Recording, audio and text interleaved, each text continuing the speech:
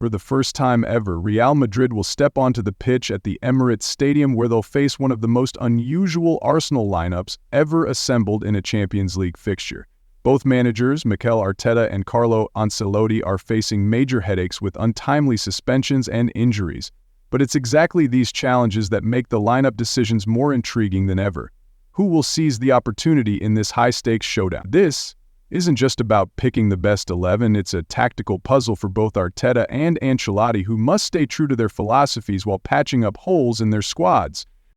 Arsenal are unbeaten in their last 10 Champions League games at the Emirates, keeping clean sheets in 8 of them. Meanwhile, Real Madrid arrive with a battered backline, forcing Ancelotti into some uncomfortable adjustments. The Gunners are dreaming of reaching the Champions League semi-finals for the first time in 16 years, but they're heading into their most important match of the season missing key players: Gabriel Magalhaes and Takehiro Tomiyasu in defense, Gabriel Jesus and Kai Havertz in attack, with Ricardo Calafiori and Raheem Sterling ruled out due to injury and suspension. That leaves Arteta with no choice but to piece together a lineup around his familiar 4-3-3 setup. In goal, David Raya remains irreplaceable. He leads the Champions League in shot-stopping this season, saving an incredible 3.7 goals above expected from shots on target. At center-back, William Saliba is a lock, likely paired with Jakub Kior, who was solid at Goodison Park recently, though fans won't forget how he was torched by Leroy Sané last season. Julian Timber, newly back from injury, is expected to take the right flank and square up against Vinicius Jr., a perfect test for the man Arsenal called their best one-on-one defender. But the real spotlight could fall on the left side, where Miles Lewis-Skelly may be given the nod to handle Rodrigo. If that happens, he'll become only the second English player in history to start a Champions League quarterfinal before turning 18, after Jude Bellingham. In midfield, Arteta can still preserve his core trio. Thomas Partey will anchor the base, Declan Rice will act as the connector, and Martin Odegaard will shoulder the creative burden. It's a familiar trio, but the difference lies in execution. Arsenal lead the Champions League in minutes spent holding a lead, 568, and boast the competition's lowest expected goals against, 0.88 per game, thanks largely to their command of midfield. Partey and Rice are masters at closing down space, while Odegaard, quiet in the Premier League lately, has a habit of showing up when it matters most.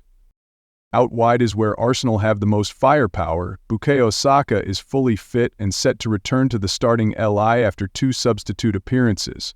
On the opposite wing, Gabriel Martinelli has been on fire, especially in ball progression and defensive tracking. The big question remains at center forward. With Havertz out, Arteta might turn to Mikel Merino, not a prolific goal scorer, but a smart mover, excellent presser, and reliable link-up man. At first glance, this lineup looks patched together, but look closer and you'll see it reflects everything Arsenal have been building: tactical discipline, adaptability, and unwavering trust in their academy talent. While Arsenal lean on youth to plug the gaps, Real Madrid aren't in a much better position. They're arriving at the Emirates with a patched-up defense of their own, and plenty of questions left unanswered. With their defensive unit in ruins, Real Madrid still have to find a way to stay dangerous.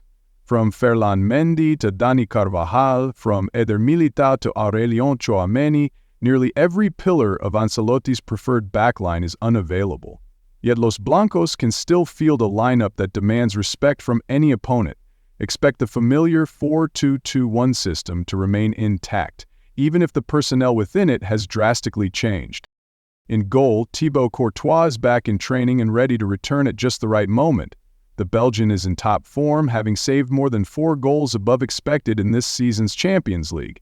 On the right, Federico Valverde could be dropped back into the fullback role. He's not a traditional defender, but his engine, strength, and elite press resistance make him an ideal option when Madrid need to flip the switch from defense to attack in an instant. At center-back, Antonio Rudiger will likely pair with Rafa Marin. The youngster is short on experience but looked composed in the previous round and was even rested against Valencia to be fresh for this one. On the left, David Alaba is set to return to his roots as a fullback, a role he excelled in at Bayern Munich. But since joining Madrid, Alaba has played almost exclusively as a center-back. This shift back to the wing will be a serious test, especially with Bukayo Saka finding his rhythm again. Midfield is where Ancelotti faces his biggest dilemma. Aurelien Tchouameni is suspended, and Dani Ceballos isn't fully fit. That likely pushes Eduardo Camavinga into the defensive midfield role, supported by Luka Modric, who's about to turn 40, yet still leads the Champions League in progressive passes per game, 17.5 per 90. The challenge? Camavinga has lost some consistency, and Modric can no longer cover the same ground he once did. It's a risky combination, but one soaked in nostalgia. Up front, the attacking quartet of Jude Bellingham, Rodrigo, Vinicius Jr., and Kylian Mbappe forms arguably the most fearsome offensive unit in Europe right now.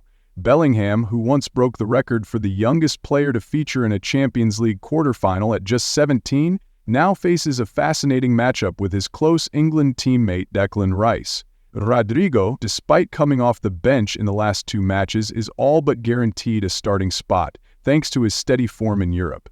Meanwhile, Vinicius recently hit the 104-goal mark for Real Madrid, leveling with none other than Ronaldo Nazario, and remains Los Blancos' most electric attacking threat.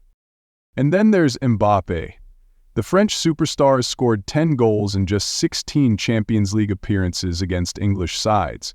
With his blistering pace, dynamic movement, and ability to exploit the space between center-backs, he'll undoubtedly be the focal point of every Madrid attack. One can imagine he's got Jakub Kiwior circled as his target this time.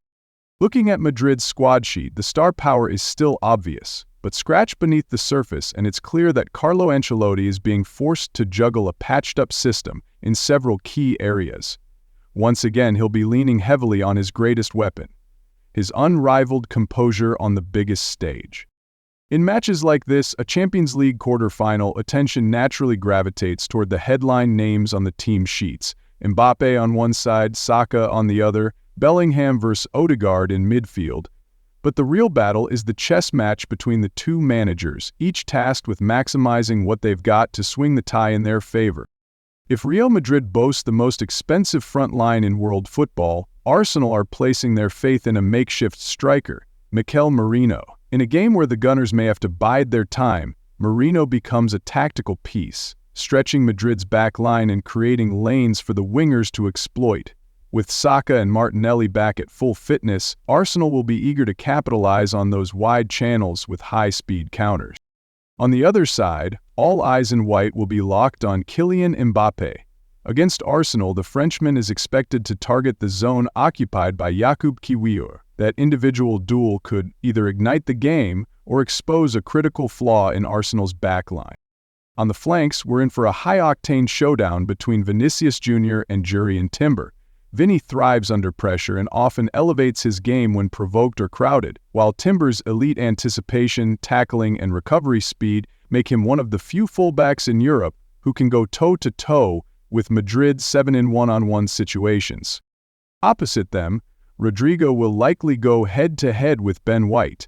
At first glance, this matchup might look uneven, but in football, inexperience on either side can often tilt the balance in unpredictable ways. In midfield, we're set for a symbolic clash between Jude Bellingham and Declan Rice.